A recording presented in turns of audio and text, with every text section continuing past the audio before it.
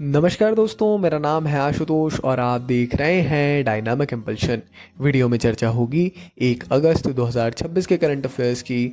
और आपको पता है कि ज्ञान को अधूरा नहीं छोड़ना चाहिए, इसलिए अंत तक ज़रूर जुड़े रहिएगा। हम शुरू कर रहे हैं आज के इस वीडियो को आज की पहली जानकारी के साथ। आइए देखते हैं पहली जानकारी।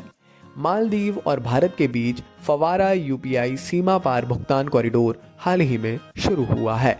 मालदीव मौद्रिक प्राधिकरण ने फवारा यूपीआई सीमा पार भुगतान कॉरिडोर की घोषणा की है, जिससे मालदीव के नागरिक अपने मोबाइल बैंकिंग ऐप से भारत में यूपीआई संगत बैंक खातों में वास्तविक समय में धन हस्तांतरण कर सकेंगे।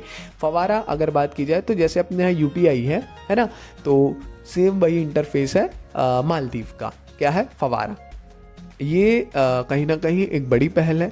ये पहल न केवल सीमा पार धन हस्तांतरण को बढ़ावा देती है, बल्कि दोनों देशों के बीच बेहतर आर्थिक और तकनीकी एकीकरण को भी दर्शाती है, जिससे भविष्य में बेहतर डिजिटल भुगतान नवाचारों का मार्ग प्रशस्त होने की उम्मीद है। फवारा UPI cross border payment channel ये इंस्टेंट पेमेंट सिस्टम और भारत के यूपीआई पेमेंट्स इंटरफेस, ऐसा जो मालदीव का अपना इंटरफेस है और इंडिया का इंटरफेस, इन दोनों का एकीकरण है। इस साझेदारी के परिणाम स्वरूप दोनों देशों के बीच तुरंत और वास्तविक समय में धन हस्तांतरण की सुविधा मिल सकेगी नागरिकों को। इंपॉर्टेंट जानकारी है। बढ़ते हुए आगे देखते हैं अगली जानकारी। ये एक ज़रूरी जानकारी है। संसदीय समिति ने भारत के लिए एक ध्रुवीय राजपूत की नियुक्ति की सिफारिश की है। संसद की विदेश मामलों की स्थायी समिति ने हाल ही में अपनी रिपोर्ट में सुझाव दिया है कि केंद्र सरकार आर्कटिक और अंटार्कटिक क्षेत्रों में भारत की गतिविधियों को बढ़ाने के लिए एक ध्रुवीय प्रतिनिधि, पोल एम्बेसडर आप कह सकते हैं, नियुक्त करे। आर्कटिक और अंटार्कटिक क्षेत्रों में भारत की भूमिका और उपस्थिति शीर्षक वाली ये रिपोर्ट 30 जुलाई को संसद में जारी की गई थी। और उसके बाद इसमें जो है समिति के अध्यक्ष शशि थरूर ने, जो सांसद हैं, उन्होंने कहा कि ध्रुवीय प्रतिनिधि की नियुक्ति से ध्रुवीय मामलों में भारत की भूमिका को बढ़ाने में मदद मिलेगी। जाहिर तौर पर एक प्रॉपर डिसेंट्रलाइज सिस्टम होगा। समिति ने गौर किया कि ध्रुवीय मामलों में निहित स्वार्थ रखने वाले कई राष्ट्र हैं, जैसे जापान, चीन, सिंगापुर, दक्षिण कोरिया और आर्कटिक परिषद के सभी सदस्य देश, जिन्होंने पहले ही ध्रुवीय मामलों के लिए विशेष राजदूत नियुक्त किए हैं, जो स्पेशली वही देखते हैं। भारत में ऐसी स्थिति है कि अभी ऐसा कोई भी विशेष व्यक्ति नियुक्त नहीं है। ध्रुवीय मामलों को संभालने के लिए विशेष विभाग स्थापित किए हैं, ऐसा बताया गया। आगे बढ़ते हैं। भारतीय रेल ने हाल ही में 31 जुलाई से व्यक्तिगत सामान की ऑनलाइन बुकिंग शुरू कर दी है। ये थोड़ा सा ज़रूरी है। भारतीय रेलवे ने आरक्षित टिकट वाले यात्रियों के लिए ऑनलाइन व्यक्तिगत सामान की भी बुकिंग शुरू की है, जो कि एक महत्वपूर्ण यात्री हितैषी सेवा है। ये जो सुविधा 31 जुलाई 2026 से चालू हो जाएगी। रेलवे बोर्ड ने सभी जोन को यह सेवा लागू करने का निर्देश दिया है। इस ऑनलाइन लगेज सेवा के जरिए यात्री टिकट बुक करते समय निर्धारित सीमा के अनुसार ऑनलाइन लगेज रिजर्व कर सकते हैं। ये हर एक नागरिक के लिए बहुत इंपॉर्टेंट जानकारी है। भारतीय रेलवे की इस ऑनलाइन लगेज सेवा की पूरी जानकारी, जिसमें पात्रता, लगेज सीमा, शुल्क और बुनियादी नियम शामिल है, यहाँ दी गई है। तो आप उसको पढ़ सकते हैं रेलवे की ऑफिशियल वेबसाइट पर जाकर। जिन यात्रियों ने टिकट आरक्षित करा रखे हैं, वे अब 31 जुलाई 2026 से अपने सामान की बुकिंग भी ऑनलाइन अग्रिम रूप से कर सकेंगे। यानी उनको बिना मतलब के अब जाकर के स्टेशन में और बुकिंग करने की आवश्यकता नहीं है। ये सुविधा अब ऑनलाइन दे दी गई है। ज़रूर इसके बारे में समझ लीजिएगा अच्छे से। आगे बढ़ते हुए अगली जानकारी। भारत ने जैव विविधता के क्षेत्र में एक ऐतिहासिक उपलब्धि हासिल की है। हाल ही में भारतीय प्राणी सर्वेक्षण ने भारत में पहली बार तितलियों और पतंगों की संपूर्ण सूची तैयार कर ली है। अब आप समझ रहे हैं चीज़।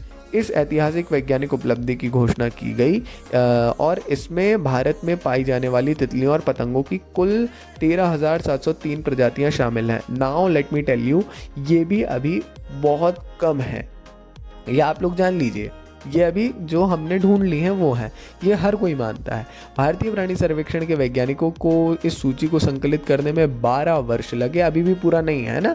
जो जैव विविधता संरक्षण, पारिस्थितिक प्रबंधन, जलवायु परिवर्तन के प्रभाव और भविष्य के वैज्ञानिक कार्यों के लिए एक वर्गीकरण संदर्भ के रूप में कार्य करेगी।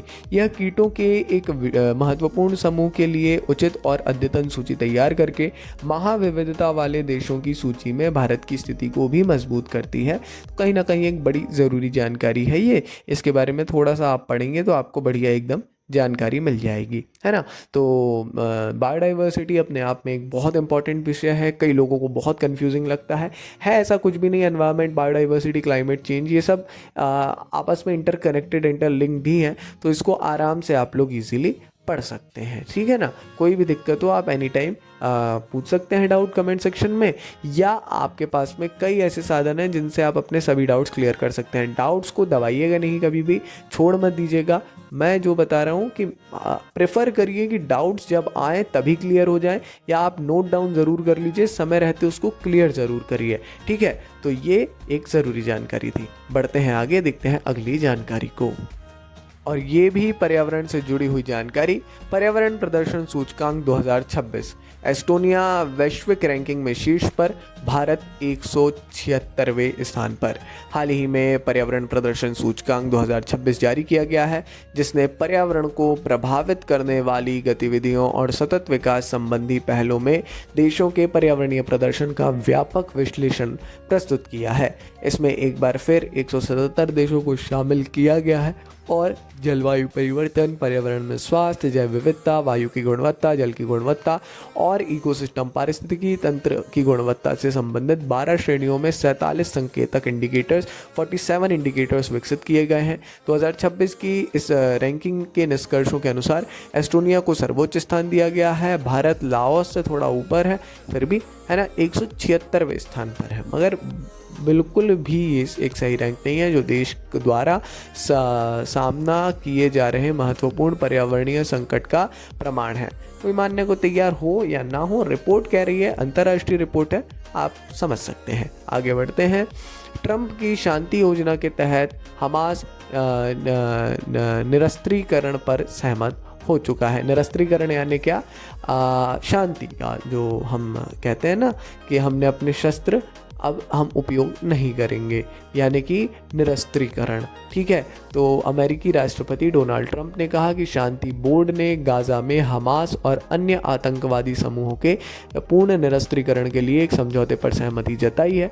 हमास नेतृत्व के एक वरिष्ठ सदस्य ने पुष्टि की कि अब जो है संगठन ने प्रस्ताव स्वीकार कर लिया है इसको, और कहा है कि आधिकारिक घोषणा भी इसकी की जाएगी बहुत जल्दी। तो हालांकि इस खबर से दीर्घकालिक युद्ध विराम को लेकर आशावाद बढ़ा है जाहिर तौर पर, लेकिन इजराइल ने अभी तक समझौते पर सहमति नहीं दी है ना। वो भी शायद मिल जाए तो पता नहीं, जिसका मगर खैर इसका अर्थ है कि इसका क्रियान्वयन आगे की बातचीत और सत्यापन पर निर्भर करेगा। अभी हम नहीं कह सकते कि बिल्कुल अमेरिका ने बोला और हमास ने जो है सीज फायर कर दिया या निरस्त्रीकरण हो गया और उसके आगे अब कुछ भी ऐसा नहीं होगा, तो हम नहीं कह सकते। आगे की जानकारी आगे है। बाकी ये थी आज की इस वीडियो की अंतिम जानकारी।